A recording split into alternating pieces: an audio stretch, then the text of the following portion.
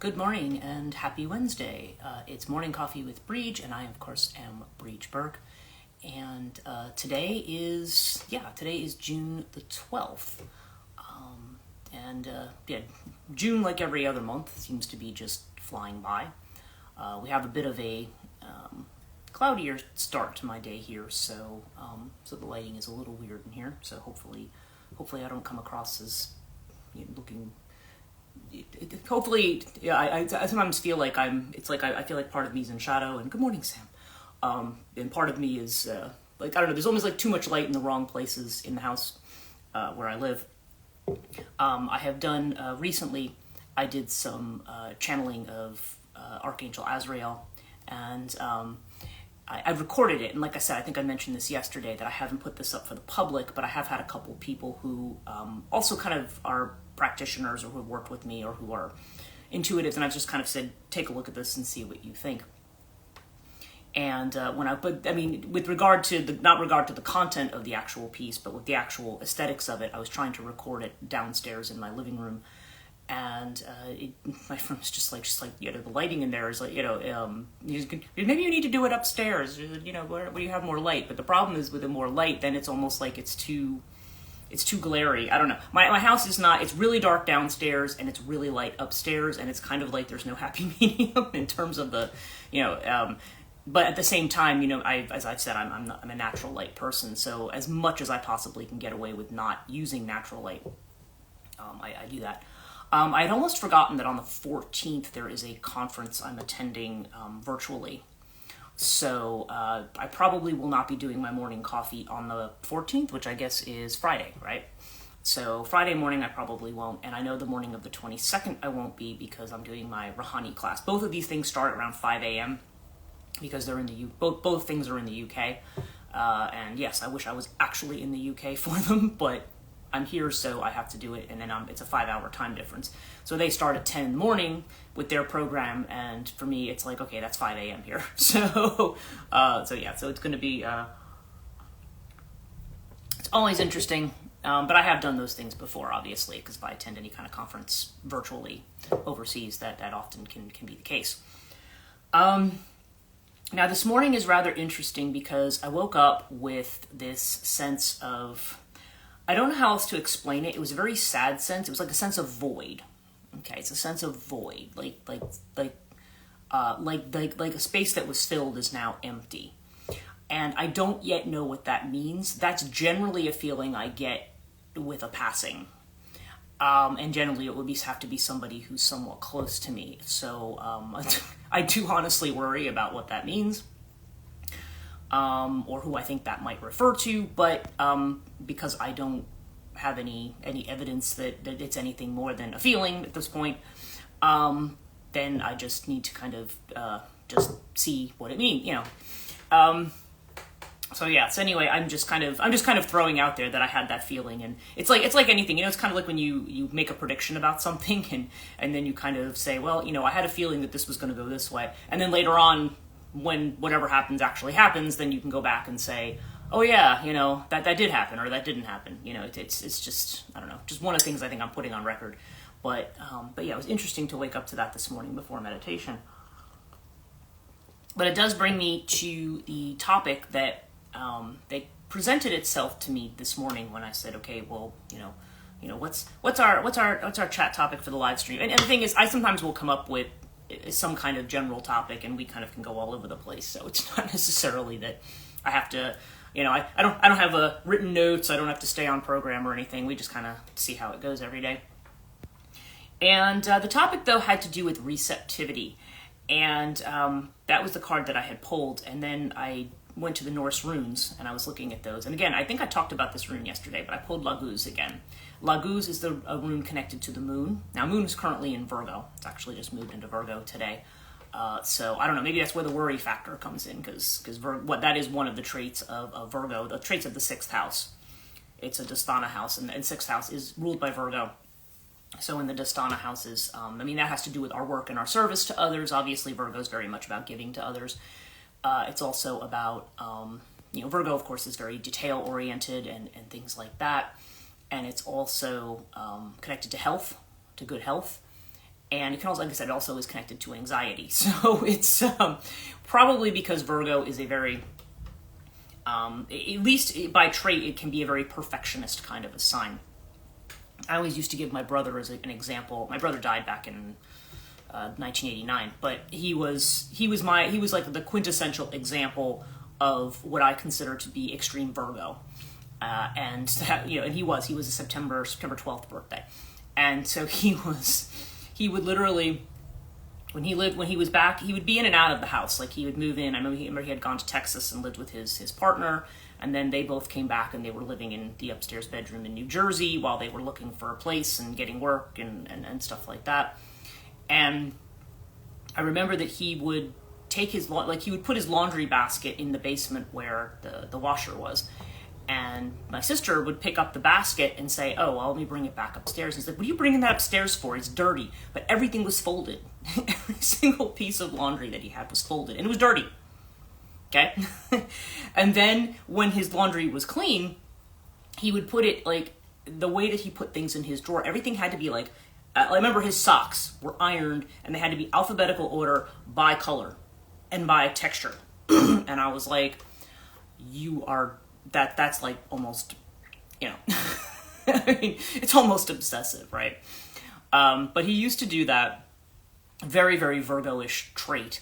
And it's funny, I have another friend who's born on September 12th, and she's just like, yeah, that's totally not me at all. She's like, I think it's like her movie collection or her LP collection is like that.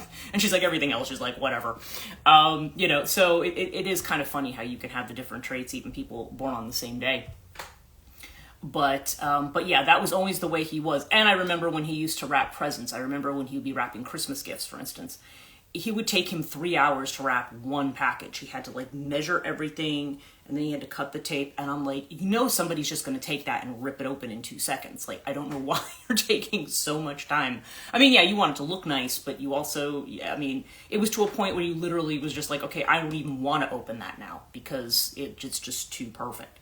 So anyway, I bring that up because, that seems to be, I don't know if that Virgo moon is connecting in with the feeling that I have right now, because it can be like a worry about something or someone, or connected, or worry about somebody's health. Because in this case, I am talking about somebody's health here in particular. That's a bit worrisome right now. So anyway, to be determined on that. But the subject had to do with receptivity, and I think, as I said yesterday, the meaning, one of the core meanings of the Laguz rune is having to immersing yourself in the experience of living without having to evaluate or understand. And that is a deeply feminine mode of being. It's the idea that, like I said, like you get feelings, you get things that come in. And those are sources of information. Frequently, we treat them as though they're not.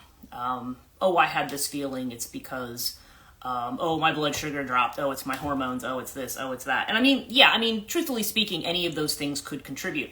I can tell you that when I have hormonal drops, and I always know when I am. I always know. It's weird because I have passed a year without, I'm in menopause.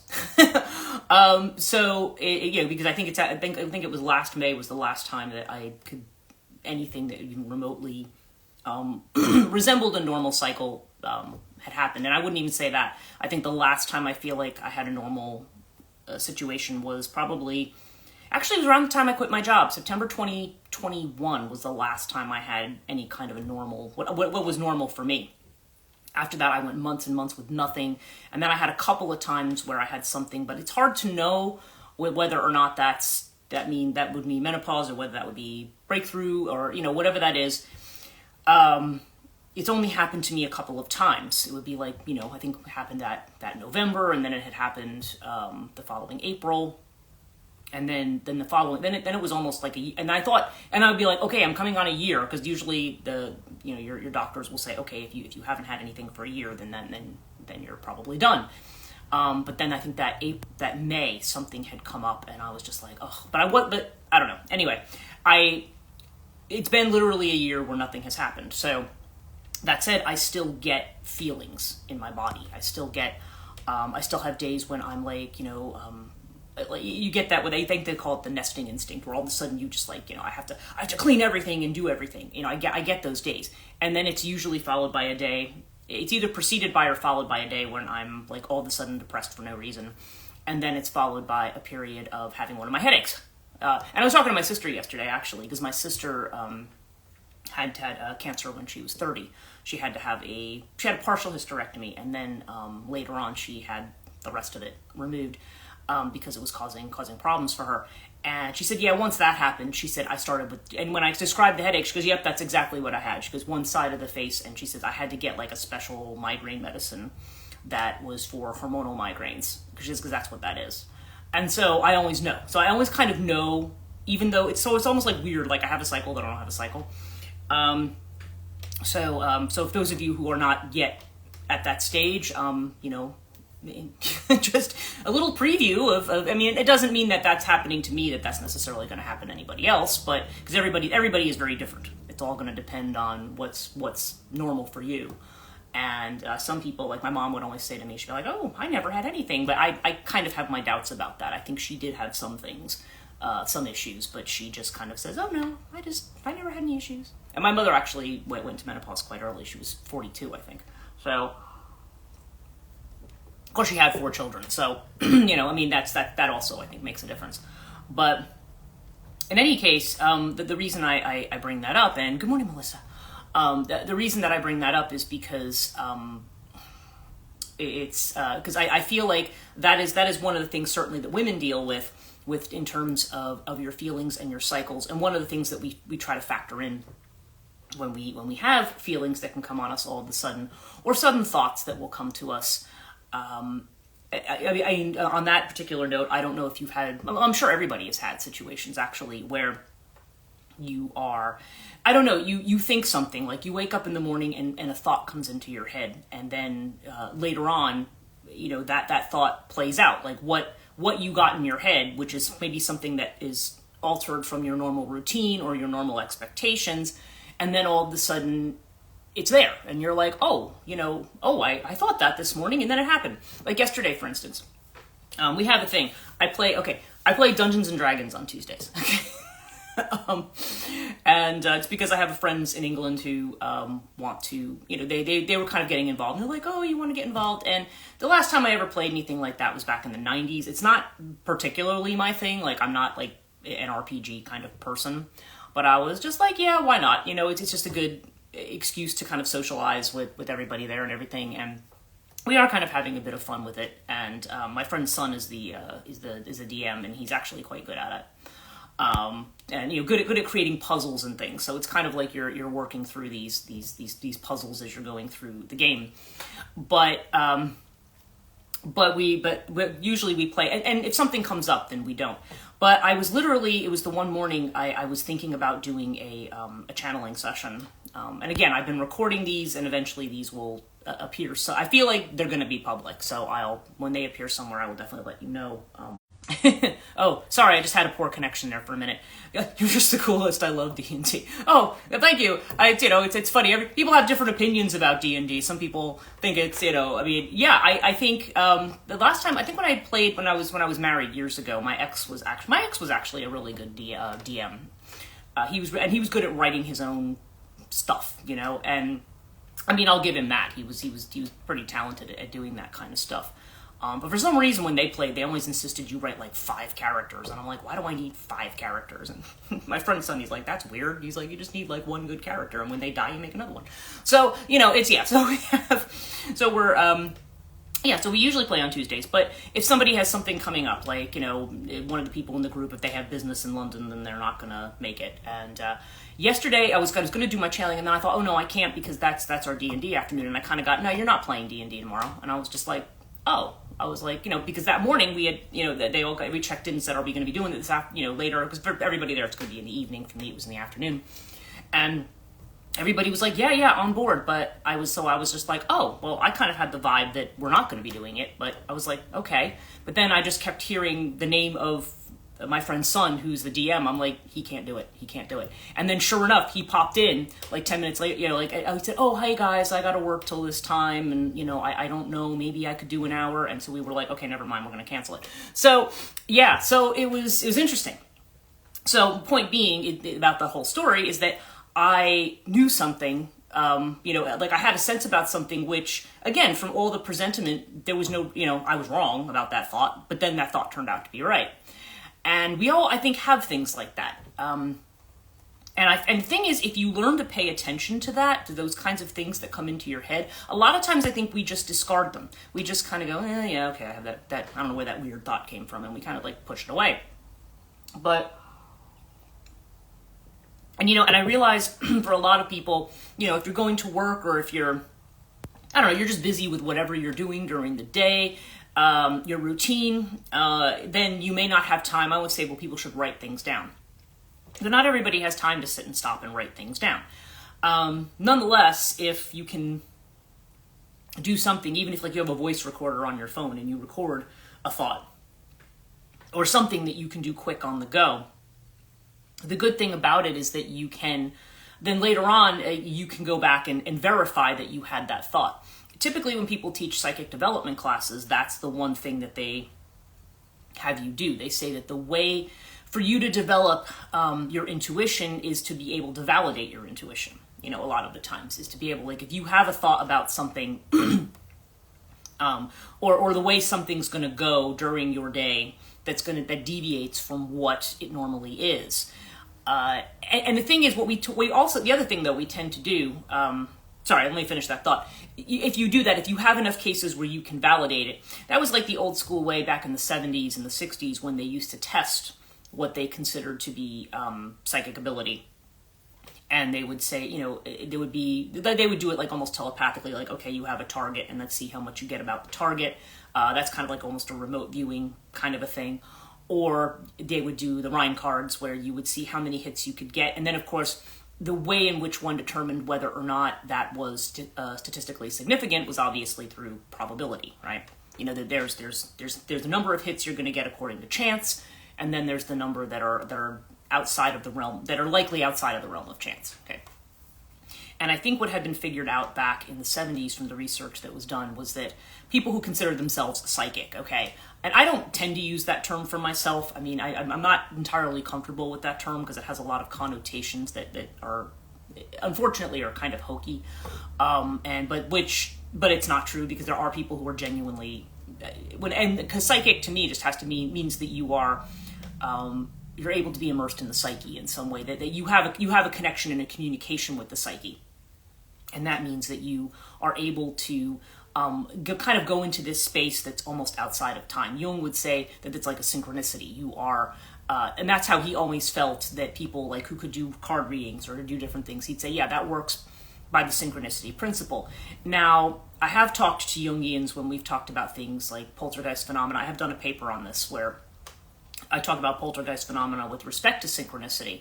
But one thing is very clear is that synchronicity can't be the only factor. They used to refer to it as the psi factor. They would PSI, the psi factor. Like there was this other kind of unknown thing that has something to do with using the electricity of people's bodies. Like with poltergeists, I think it's like I remember reading some studies where they had connected it to some certain degree to temporal lobe epilepsy and things like that. Like things having to do with the temporal lobes, and also just with other things, you know, when the pituitary gland comes active and things like that. Like there's like almost a hormonal, there's like an electrical charge that almost comes off. And if that electrical charge is coming off in a mental space that is traumatized for some reason, so frequently you will hear about with poltergeists that you have like somebody who's a beacon for the activity, and usually it's somebody who's in that hormonal liminal phase hormonally, like they're changing, and but they may also be going through some kind of a trauma. Say their parents are getting divorced, or there's been they've had a loss of somebody, some kind of thing that's traumatic to them and changes their world in a big way at that kind of already very pivotal period of time. And it doesn't necessarily mean that's always going to happen, but I think people who like I said, where their nervous system has a certain kind of voltage or charge, it can actually, it's the way, it's really, I've always thought it was an interesting way of showing that how the mental and the physical are not really that separate. We always tend to separate the mental and the physical and say, oh, well, what's the thoughts in your head have nothing to do with what's going on in your body. And I think one of the things that's kind of been proven is, oh no, I think even what we would think of as standard science these days does suggest that, for example, that high stress levels can change your DNA. That's something that they've shown and that they've talked about. And that things like meditation, like when they would do studies of, say, Zen monks or something doing meditation, that similarly regular meditative practice and one-pointed meditation and managing to stop the flow of the mind can actually also have a very positive effect on the body. Even though really when you do meditation, you're not doing it to, what's your goal in meditation? I mean, the whole idea is that there's not a goal. That's kind of the point. But we still do tend to talk about it in those terms. Like, look at it in terms of, okay, so if somebody meditates regularly, what's the effect? The meditation that I do, the I am meditation that I learned from Amma, and by the way, this is Amma is actually going to be she's going to be in New York. I think they said it was August 5th through 7th, and that was a surprise to me because I said if she's coming here, then something big's going on here. If she's coming here, because she usually comes. She hasn't since COVID. There's been no tour. The guru has not come around to see people. And now she's actually coming back to the U.S. And she's quite old at this point, and I don't know what her health condition is, but she is coming back to do these big programs. And I said she must be doing it because she feels that the people in the U.S. have a need for it. So I don't know. That's interesting, but But anyway, that's kind of a side note. It's just this whole the whole thing of. Where was I going with this? I managed to sidetrack myself here. The whole thing about synchronicity and about just kind of knowing things in this kind of a way. It's something that we frequently don't. Good morning, Sudha. It's things that we don't really. I don't know. It's something we tend to dismiss because as soon as we start to have the intuitive thought, our rational mind comes in and starts to dissect what it means. We don't just kind of allow ourselves to have the thought. And like I said, one thing, that's what I was talking about. I was talking about the way in which certain things, both stress and meditation in particular, how they can affect the body. And so that's why I said if you can kind of keep track in some way, either by taking notes or by recording, if you have a thought in the morning about something that is kind of out of the normal realm of your routine, like, oh, okay. And sometimes weird things, like I used to have it while I was driving. I'd be driving and I'd be behind a car and I'd be like, okay, I know that car is going to turn at this particular spot. And then they would turn at that particular spot. Some of it you could say, oh, well, that's a coincidence. Well, maybe some of it is. But that's where the mind always jumps in. It always goes, oh, well, that's just a coincidence. You were just, you can't prove that came from anywhere. The thing is, it's like the same thing with the probability. The more often that you see yourself doing that, the more that you learn to trust your own intuition when that comes in. But instead what tends to happen is we get up in the morning and the mind is like, it's like, okay, now I have to get up and this is on my list for today and I have to be here at this time and I have to do this and I have to do that. And we kind of, even when those thoughts come in, we kind of override them with the, I got to get this done. And, I've got X, I have to get out the door at this time, whatever stuff is going through our heads. And then if we get a thought like that, it either tends to kind of get lost in the tide of thoughts or we just don't pay any attention to it. And if something turns out that way later, we kind of go, oh, that's interesting. And then you kind of just move on from it. But people looking to develop that type of intuitive knowing, if those kind of things like kind of pop in, it's a good thing to, again, if you're trying to develop your intuition, okay, then that's a good thing to keep track of because then you can see how much you've already got it and how much it's already in motion because we all already have intuitive sense. When people talk about that kind of quote unquote psychic ability, that's not, it's a normal faculty we have. It's just, but the more rooted you are in this kind of cerebral way of thinking, the harder it is. If you're somebody, and I know people like this. I mean, I'm sure you know people like this. Maybe you know, I don't know. Maybe even you've been a person like this. Who knows? Who says just like, you know, if it's not scientific fact, if science hasn't proven it, then and I don't believe it. It's nonsense. It's this. It's that. And if that's the point of view you have, then it would take something pretty major for you to accept any kind of intuitive thing. And if something major happens, something majorly anomalous that kind of takes you outside of that space, then you might be like, then immediately the rational mind is going, okay, well, there's got to be an explanation for this. And which, by the way, is not necessarily a bad thing to do either. Because there is the other side of the spectrum when, for example, if somebody goes into a place that has a reputation for being haunted, and every time, like if they let's just say they stay in a hotel where they say, oh, this place is haunted, and then that at night they hear, like, I don't know, you hear something in the room, or you hear a tree branch scratches your window, and then people freak out. I have been in things. I used to go when they would do, every now and again people will do paranormal events, right? I think I went to one down at Fort Mifflin in Philadelphia. And the Clinton Red Mill near where I live is actually supposed to be haunted. And actually, there was an event there with people from, I think it was Dustin Perry and Chris Williams, like from the Ghost Hunters TV show. And they were very nice people. I mean, I had had a long talk with Dustin Perry about some stuff that used to go on in my mom's house. And real interesting people. But these are all places. And so people will go into these places. The other one was Foster Fields, which is in Marshtown, which is also supposed to be haunted. And you go on these events, and I've stopped going on them, because what happens is you always get people, either you get the people who say, yes, I'm a paranormal investigator, and let me tell you all the ways in which I'm an awesome paranormal investigator, and they don't shut up for the entire investigation. So if anything's actually going on, or if you're trying to catch phenomena, you won't. Because this person's just blah, blah, blah, blah, blah. And I literally just looking at it, and you're just like, can you just not talk? I mean, it makes it very annoying. The alternative is you also will get people who will start screaming and jumping because they think every little thing is something. And those people are annoying too. I'm sorry.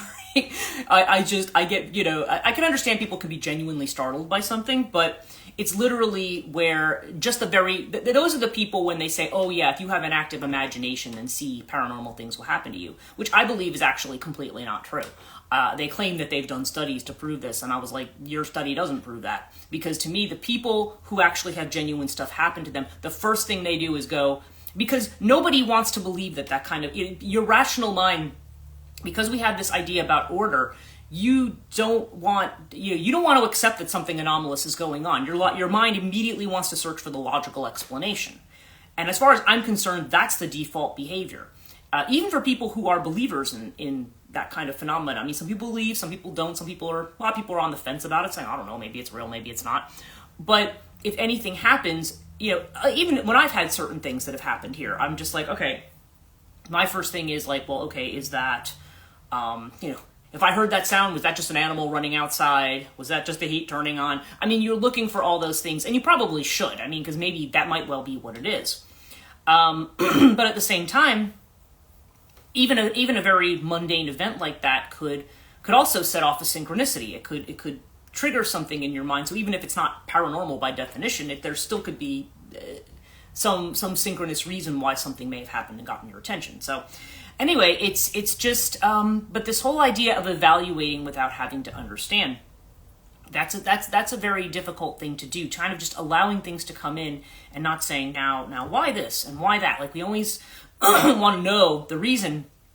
Our intellect wants to be able to absorb what's going on, but sometimes the intellect isn't going to give you the information that you want, because then we look at it in terms of the situation, and then we start thinking past and future. We're like, okay, where did this come from, and what's going to be the outcome of this, and what does it mean? Like, you can do that. So sometimes when things happen, you just kind of have to let them be, like make a note of it, but let it be, and then just see what it ends up meaning or not meaning, But But sometimes the meaning is something very, very personal. Sometimes it's trying to give you information about something in your environment. And it's not that there's anything, spooky or psychic or spooky or woo-woo or fortune-telling kind of stuff about it. It's just, these are senses that you have. These are instincts I think these are normal faculties that we have. We talk about them as paranormal, but they're really not. I mean, it's just, you just need to know how, turn the rational mind off enough to be able to let yourself get information from other senses, basically. So, so anyway, that was what I felt inclined to talk about today. If you joined me late, I did wake up with a very kind of sad and empty feeling this morning, which makes me a little concerned about what that actually might mean, but for right now, I'm just kind of sitting with it. Because like I said, it's like a death feeling, and I don't know who that applies to, or if it actually applies to anybody, but, we'll see. Okay, so let's do our reading for today. Let's see, what is everybody watching this live stream, and people who may be watching it after, what do they need to know?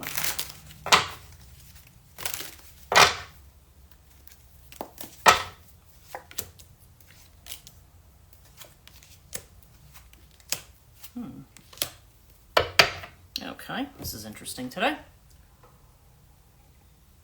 All right, so our first card is Understanding. Okay, so this is a card of freedom, right? And we've had this one before, and I know I had a whole kind of live stream where I talked about the concept of freedom. But again, we have the bird, there's the cage, and the bird is about to fly free from the cage, okay? So there's definitely a sense here of freedom, and what comes into my mind with it today is that there may be a situation where if there has been change or if there's been major change, that sometimes when we're in that space, like I was talking a little bit about emptiness, it's like when you're in that space of emptiness, you immediately, there's like a nervousness there. It's kind of like when it's like, like the cage is open and now you're free, but now you're just kind of like, well, what am I going to do out there? You don't know what's in the new space yet. So freedom initially can be something that's daunting, okay? Because there's a lot of possibility there, but the possibilities can go in almost any direction. They could go in a good direction, they could go in a not so good direction. So we always feel like with freedom, and freedom also means responsibility too, because then when we're free, then it's not like, oh, I'm under the yoke of someone else, so if something goes wrong, it's because of them, it's not because of me. Then we kind of have that personal mantle that we take on of whatever our response is to something, right? So freedom can be kind of scary at times. And it's funny, I was saying without having to evaluate or understand, but we're talking about understanding here, right? But this is more of an intuitive understanding. It's kind of it's something that is felt. It's not just something conceptualized. It's where the mind and the body can both come to a point where there's clarity, and where there's clarity about what kind of freedom you have. We tend to look at that kind of thing very, very negatively, because when there's too many options, we can kind of freak out and say, oh, it's too many options. But with that understanding, we kind of need to get to a point where but looking at it as more as possibility rather than defaulting to all the terrible things that could happen. It's like, okay, so what are all my possibilities here? What's there to discover? Our inner feeling of which we're unaware is the Ten of Pentacles, the We Are the World card. Okay, so this is about your connection to the bigger picture. So in the space of this freedom that we're seeing with the Understanding card is the idea that there's a whole world out there. It's not, when we're stuck in our head, a lot of times we only tend to think about things in terms of what's going on in our own little sphere. So this is basically, I think this is saying, like, unconsciously, it's kind of like there's recognizing a connection to everyone and everything around you. Okay, so you have this connection. And the external feeling of which you're aware is the Playfulness card again. This is the Knight of Wands. So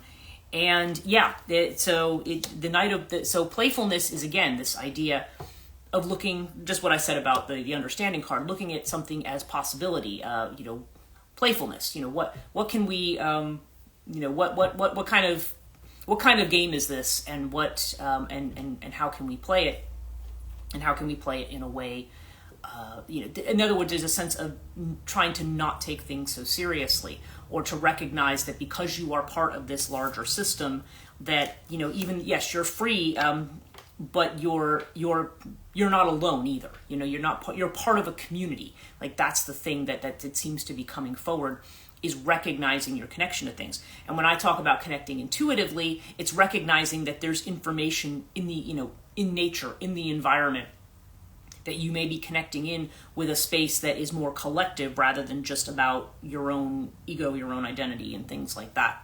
So that's interesting that that's come up. And yeah, now we have our Lovers card again, okay, which is interesting because that came up yesterday.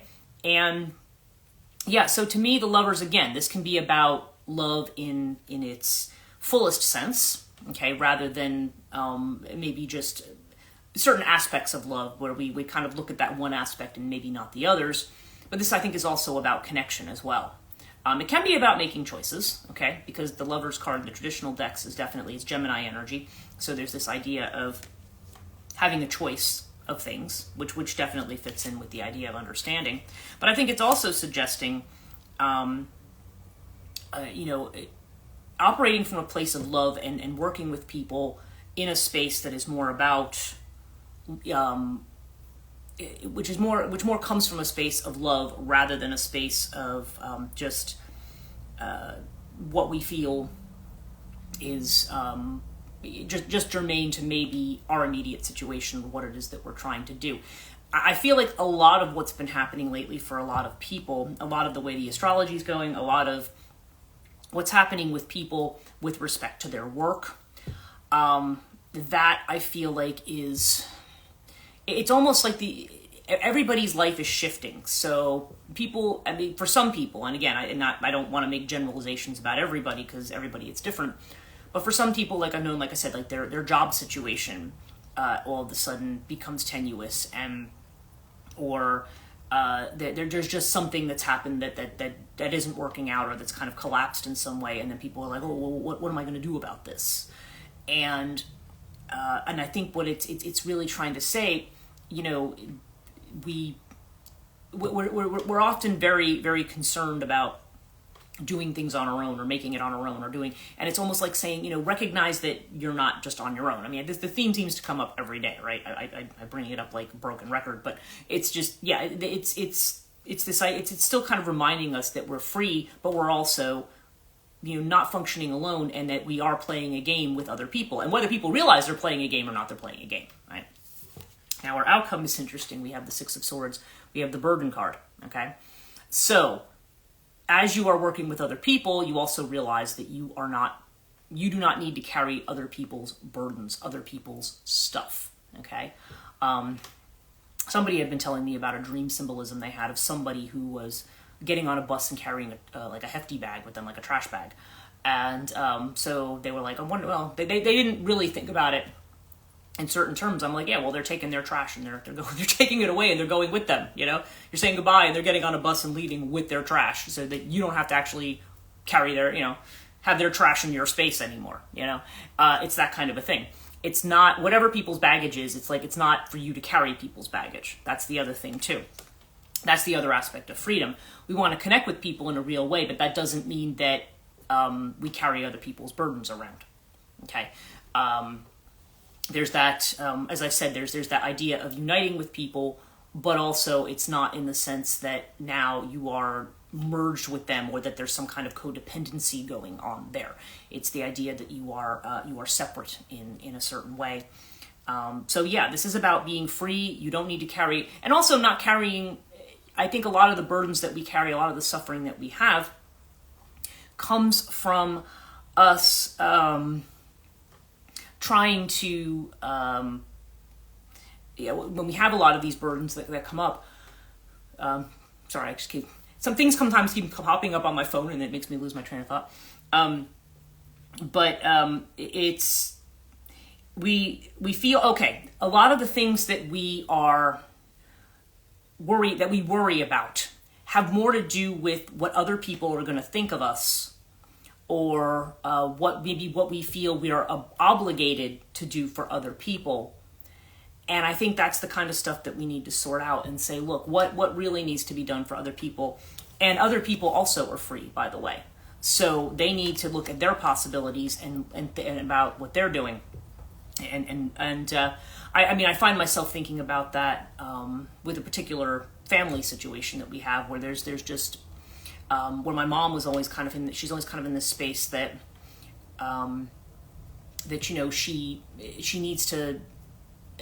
It's really weird because my one sister and I are very, very independent, and we have one sister who is not necessarily, and I don't, who is. I mean, she would talk about herself as independent, but she needs, but she's constantly calling my mom, needing stuff from my mom all the time.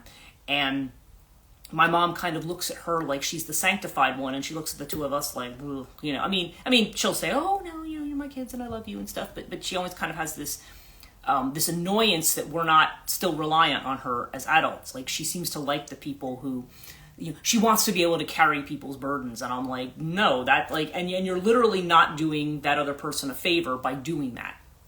By taking on my other siblings' burdens. I said, when you are not here anymore, what is she going to do?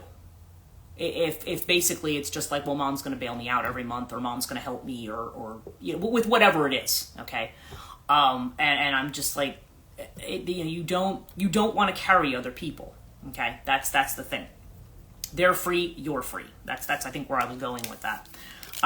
Speaking of such things, one of the classes I've been asked to do, I got a special request if I could do a dream analysis class. And that I think is going to be the first one that I'm going to offer. I'm also thinking about offering, I'm going to probably offer a class on intuition development, developing feminine the feminine faculties in particular.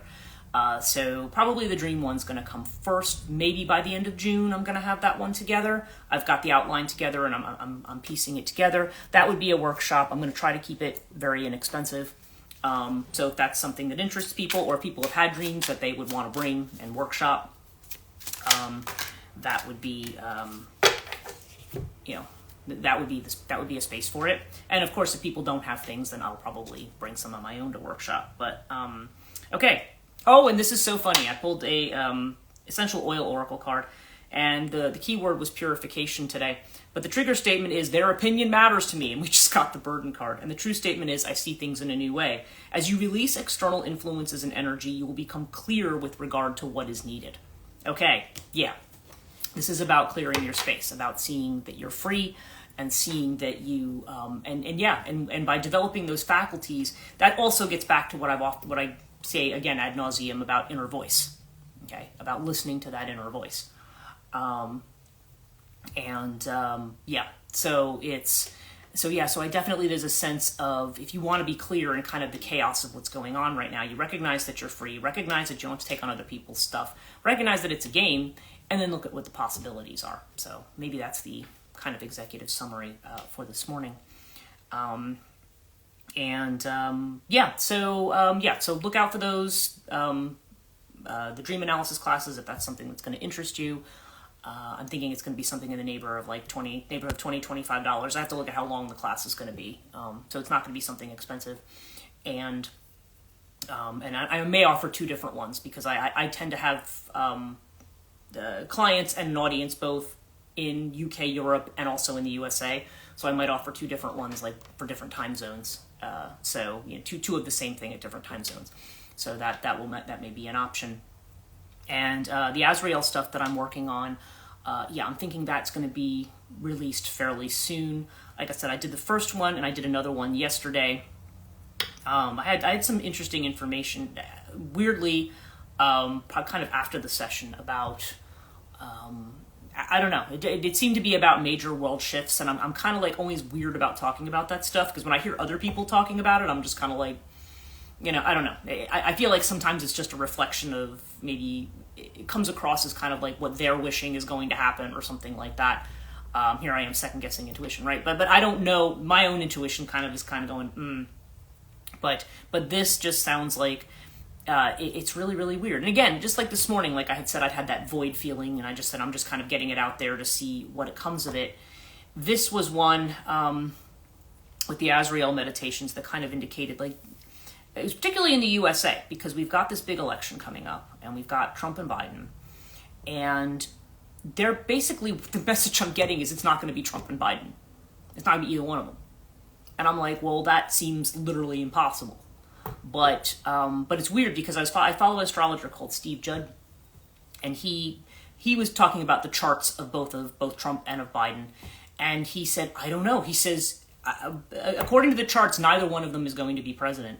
I literally felt the same. Okay, Sam says, yeah, and and Steve Judd, and he said it's in the charts. Like, neither one of them is going to be president. But then the question becomes, okay, then who is going to become president? I mean, maybe Kamala Harris for a short period of time if something happens to Joe Biden. I don't know. But there's definitely this sense. And I also got, what he also said was something about shifts in economic systems, too. Like the idea that the very rich are not going to be very rich. Like that whole, 1% having everything and everybody else having, like, nothing or very little is somehow going to shift. So those were the two things I got the other day. And again, I'm just kind of putting them on record.